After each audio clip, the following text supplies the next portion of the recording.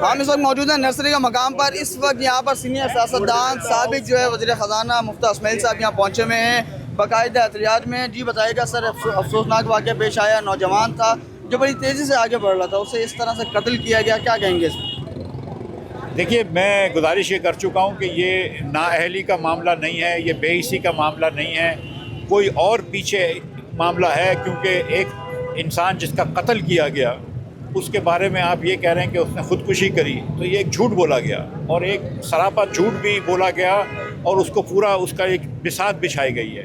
तो मैं समझता हूँ कि इसकी एक हाईएस्ट लेवल पे इंक्वायरी होनी चाहिए, कोई सुप्रीम कोर्ट के जज का कोई ये इंक्वायरी करनी चाहिए ताकि इम्पार्शल इंक्वायरी हो और जो भी मुजरिम हो उसकी निशानदेही की जाए और फिर कानून जो सज़ा देती है वो दे।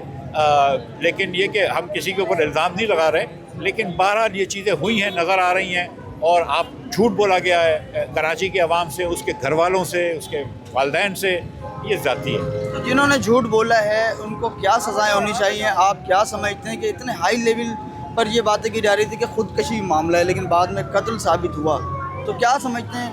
मुझे नहीं पता कि किस लेवल का ये मामला है। सच्ची बात है कि high level, low level, mid level, मुझे नहीं पता क्या है। हमें ये पता है कि झूठ बोला गया है, हमें ये पता है कि रातों रात बोर्ड चेंज हुआ है, हमें ये पता है कि ये इतनी सादा वो गलती नहीं है कि कोई गलती नहीं कह सकते, ये जानबूझ के गलती काम किया गया है। हम सिर्फ हकाइक चाहते हैं, ये मैं अकेला नहीं, पूरे कराची के लोग हकाइक चाहते हैं और कराची के लोग क्या, वफाक के वज़रा इसके बारे में ट्वीट कर चुके हैं, पूरे पाकिस्तान के लोग सच्चाई चाहते हैं। और मैं पहले भी कह चुका हूँ कि ये वैसा वाक़या है कि जिसके बाद ये बात लोगों के दिल पे बैठ गई है कि आप किसी जवान आदमी को दिन दहाड़े मार दें और फिर उसके बारे में झूठ बोलें, ये जाती है। तो आप क्या समझते हैं? घर वाले कह रहे हैं कि इसमें हुकूमत भी मिली हुई है, उनको पता है और पुलिस के हाई लेवल अफसरान को भी पता है कि पीछे कौन है, क्या कोई बासर लोग पीछे हो सकते हैं? इसीलिए मुझे नहीं पता, हमें किसी को भी नहीं पता कि बासर लोग पीछे हो सकते हैं। इसीलिए कह रहे हैं कि अगर एक सुप्रीम कोर्ट के जज साहब के निगरानी के अंदर इसकी इन्वेस्टिगेशन करें तो मामला खुल जाएगा।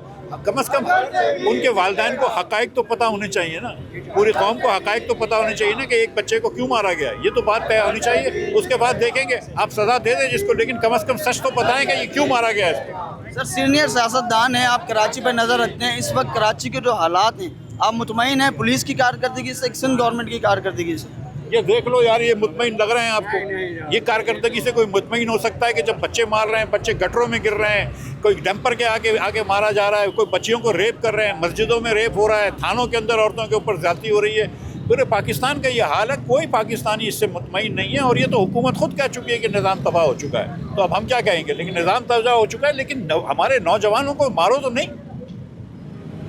आप क्या इस वक्त यकीन दहानी कराएंगे वर्षा को, इन नौजवानों को, कि आप किस हद तक इनके साथ खड़े हैं? भाई, हम इनके साथ खड़े हैं, आम शहरी की तरह। हमारे साथ नासिर भाई आए हैं, शेख साहब आए हैं, सलाउद्दीन साहब, कमर भाई आए हैं, हम इनके साथ खड़े हैं, इनके दुख दर्द में साथ खड़े हैं, हम और तो कुछ नहीं कर सकते। सर, हमारा मुतालबा है जी कि जो पुलिस अफसरान थे, जो तफ्तीशी अफसरान थे, जिन्होंने मुजरिमाना गफलत बरती है, उनको फौरी तौर पर मुअत्तल करके शामिल तफ्तीश करें और ये बताएं कौम को कि 10 से 12 दिन वो किसकी ग़ुलामी कर रहे हैं, किसको छुपा रहे हैं, असल ताकत क्या है पीछे। कराची में हम बुनियादी ज़रूरतों से महरूम हैं, हम अपने वसाइल ख़ुद पैदा करते हैं, ख़ुद अपनी बुनियादी ज़रूरतों को पूरा कर रहे हैं। वो भाई, हमें जान का तहफ़्फ़ुज़ तो दे दो।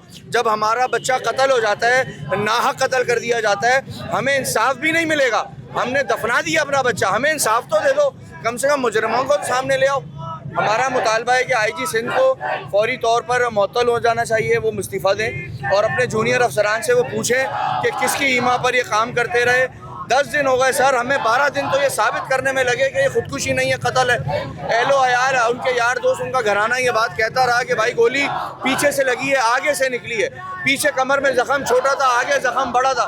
एक कॉमन सेंस बात है। पुलिस ने क्राइम सीन ख़राब किया, एविडेंसेस ख़राब किए, पूरे केस को कमज़ोर करने की कोशिश की। हमारा मुतालबा है कि पुलिस अफसरान को मुअत्तल करे। आप, हमारी गुजारिश है, मेडिकल बोर्ड जिसने गलत मेडिकल बोर्ड सिर्फ एक वाहिद जो है वो डॉक्टर सुमैया है। मैं समझता हूँ कि उन खातून ने, अल्लाह उनको ज़िंदगी दे, उनके ऊपर ही खाली एक ही खातून सही काम कर रही थी और पूरे सिस्टम ने उनको उन्हीं के ऊपर जो है वो लान तान करना शुरू कर दी। जिन मेडिकल बोर्ड ने भी गलत रिपोर्ट दी है उनके ऊपर भी कार्रवाई होनी चाहिए। और सबसे बड़ी बात सर, DIG ईस्ट से फ़र्रुख लंजार साहब, home minister law minister Ziaul Hasan Lanjar साहब के रिश्तेदार लगते हैं, उनको अब वो अभी तक क्यों इस्तीफ़ा नहीं दे रहे हैं? ये भी बताओ कि किसका इंतजार कर रहे हैं? SHO को मुअत्तल कर दिया इन्होंने, DSP को मुअत्तल कर दिया। क्या काम बनता है SHO का और DSP का?